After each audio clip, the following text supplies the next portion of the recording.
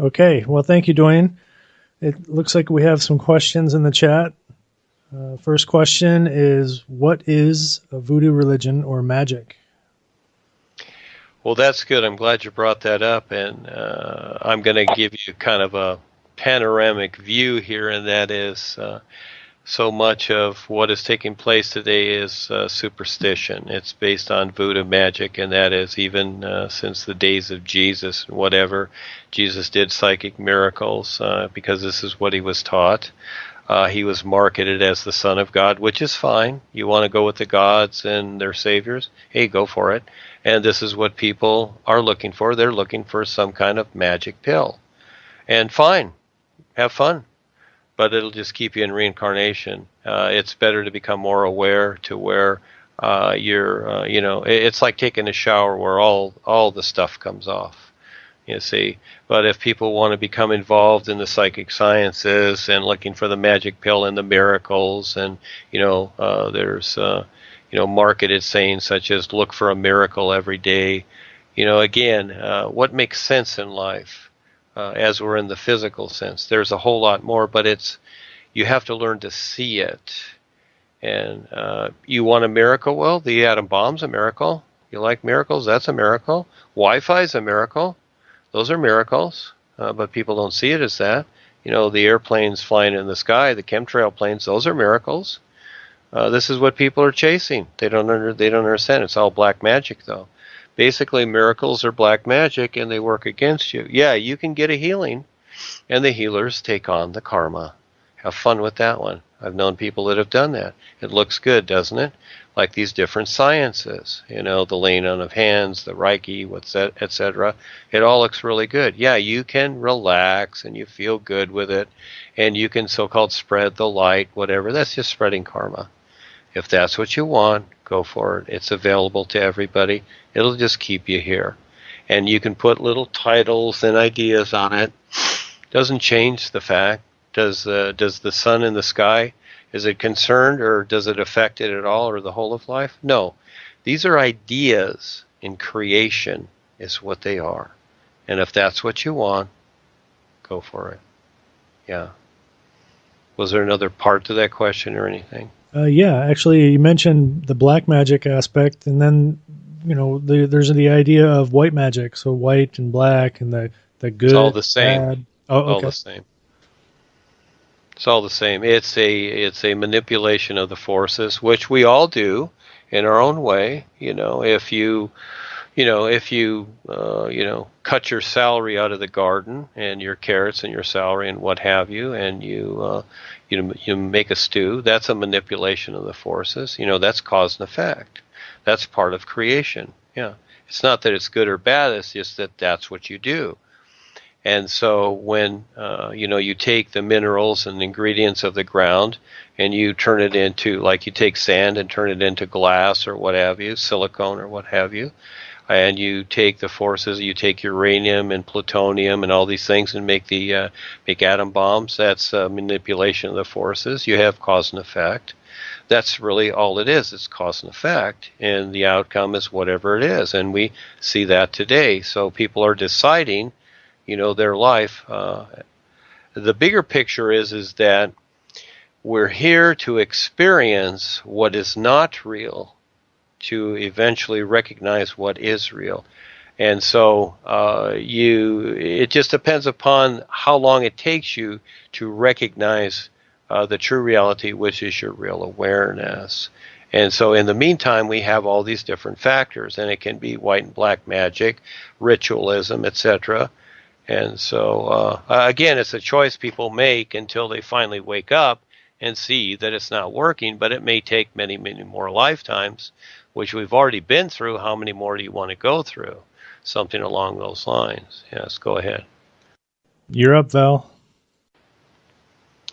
Okay, this may be a matter of semantics, or maybe it's just a subtle difference, but is there a difference between being conscious and being aware? Okay, well, let's look at that, because you have two different ideas, but they can be the same idea. But what takes place is that it's how it is marketed and presented in the individual. It's up to each individual. So we are conscious right now. We are conscious of what we're aware of. I'll put it that way. That's one way to put it. There is no correct way to say it. There's many ways to do the same thing. You see, so when you make a stew, do you throw in the carrots first and boil them first, or do you throw in the meat or whatever?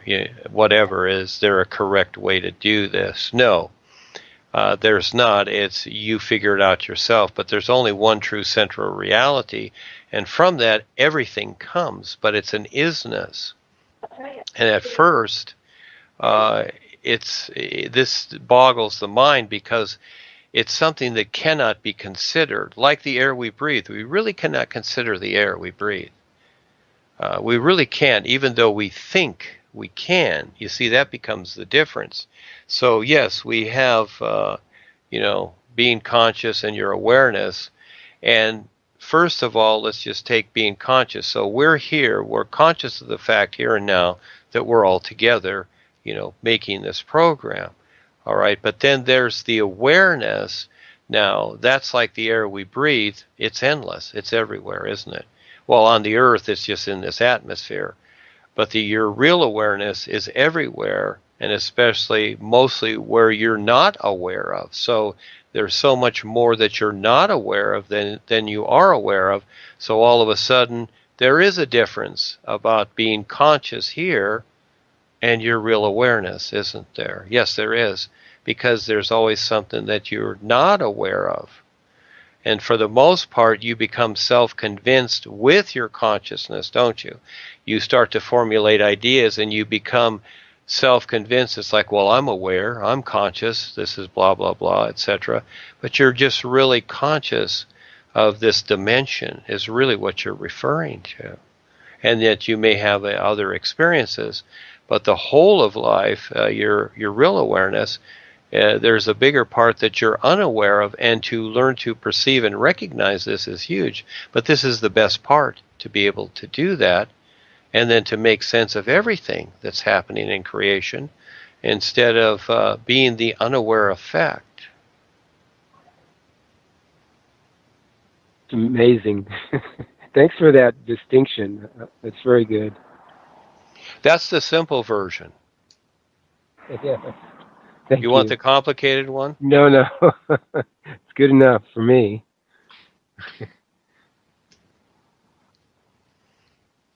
Yes, was there something else, Chris? Did anyone else have a question? Yeah, we're sort of deliberating. Go ahead if you've got something. Yeah, I know that the question that I brought up here is repetitive, but maybe we can have another viewpoint of it.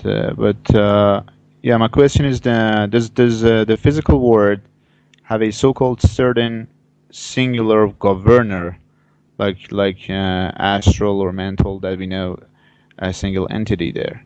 I mean, is Cabal or something a certain entity?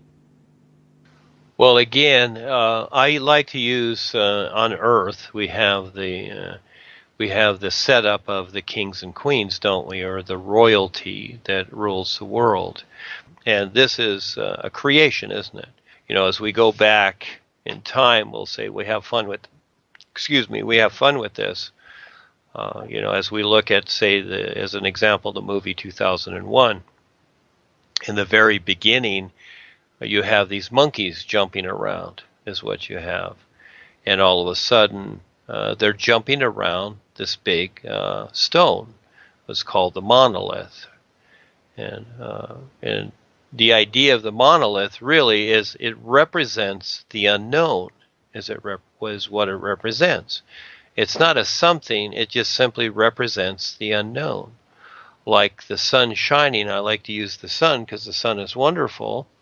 And this is why people do love the sun, or you have sun worshipers or whatever, because unconsciously, within their real awareness, they already know the true reality, but they just haven't recognized it yet. That becomes the difference. And so all they know is what's in creation. So you have this unknown factor. So, starting off with the monkeys jumping around a lot, just like in the movie 2001, things have been formulated accordingly. So eventually, just like here on the earth and in the astral and causal and mental realms, you have, the different rulers, the gods, the systems, the hierarchy, whatever you want to call it. And these are warring factors too. It's just like here, you have, you can say it's a democracy and we get to vote for our rulers. Well, okay, that's fine. But for the most part, those people that rule the democracy, they're the warlords that originally battled to take over their position. That's how the kings and queens, etc., got their position. That's how they got their riches. They didn't work 9-to-5 job. These things were created accordingly, and it's been a battle here. You see how history is. You've seen the armies and the kings and the queens. Let's just use Europe as an example, and it came from there and then to the United States, and then this country was formed, like many other countries. The reptilians started at a particular place. They landed on the planets in certain areas and then started from there, created their humanoids as their slaves and did whatever they did. They just are creative. While we have these 5 bodies, we're all creative, and so are they, and they have the technology because they've developed that over eons, over yugas and eons. They've developed that technology. And so you have what is created today. And as you come into each lifetime, all of a sudden, there it is. It's already there. The movie picture that you're seeing, you're in, and it's already done. So you're thinking, okay, well, this is how life is. Okay, this is how things are to be, and we're to follow the ideas of all of this because this is how it's already been created. But again, it's all creation is what it is. That's all. Once you see through it, you see how it works. And once again, do the birds and the animals, do they do this stuff? Do they erect buildings? Do they have documents? Do they do taxes, fill out tax forms? Do they do all this? No, only humans do this. It's because they're capable of this type of creation. Birds build their nests, and animals do whatever they do. So to properly understand creation, it's not that hard if you'll take the time. But agreeing to deception is easier than agreeing to something that makes sense. It's kind of funny how it works. But in creation, because cause and effect creation is a distortion, what we're experiencing here is a distortion, and the real universes are a pure reality to where you don't need anything. The reality supports you to where when you're here in distortion, cause and effect creation, you have to struggle to be supported. You see, it's actually the opposite. But we're thinking that this is real life, and just like the sun shining, it's not the real light of life. And even when people do their contemplations or whatever, or they do their meditation and they see light within themselves, it's a reflective light. It's a reflective light off the astral realm, first of all, because it comes down through. It's not the real light, because the real light is the real awareness. That's the true sound light reality, the isness, and that's where the new you makes the real connection. Yes. Was there something else to that question, young man? Oh, thank you. Thank you. Yes, thank you for asking. Yes. Okay, go ahead, Chris. Are we next here? I'm reading through the chat here just to make sure that I didn't miss anything.